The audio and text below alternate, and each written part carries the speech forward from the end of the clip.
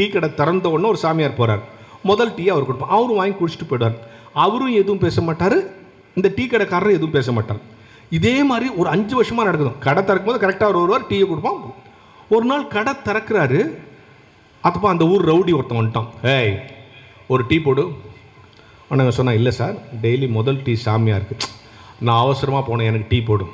இல்லை சார், சென்டிமெண்ட்டாக முதல் டீ அவருக்கு தான் கொடுப்பேன், நான் அவசரமாக போகணும், டீ போடு. சார் 5 வருஷமாக நடக்குது சார், முதல் டீ, நான் அவசரமாக போகணும், டீ போடு. ஒன்று அந்த சாமியார் அப்படின்ட்டார். அதான் அவனுக்கே டீ போடுன்ட்டார், பேசலை. உடனே இவன் என்ன பண்ணால் அவருக்கு டீ போட்டு கொடுத்துட்டான். அந்த ரவுடி வாங்கி குடிச்சிட்டு அப்படி போனானே, ஒரு லாரி அடித்து செத்து போயிட்டான். உடனே டீ கடைக்காரன் என்ன நினச்சான், இந்த சாமியார் தான் ஏதோ சாபம் கொடுத்தார் போலதுன்னு, என்ன சாமி இப்படி பண்ணிட்டீங்களேன்னா. அதுக்கு அந்த சாமியார் சொன்னார், நான் ஒன்றும் சொல்லியே, வந்ததுலேருந்து அவன் தான் சீக்கிரம் போகணும் சீக்கிரம் போகணுன்னா சீக்கிரம் போயிட்டான். நம்ம வார்த்தை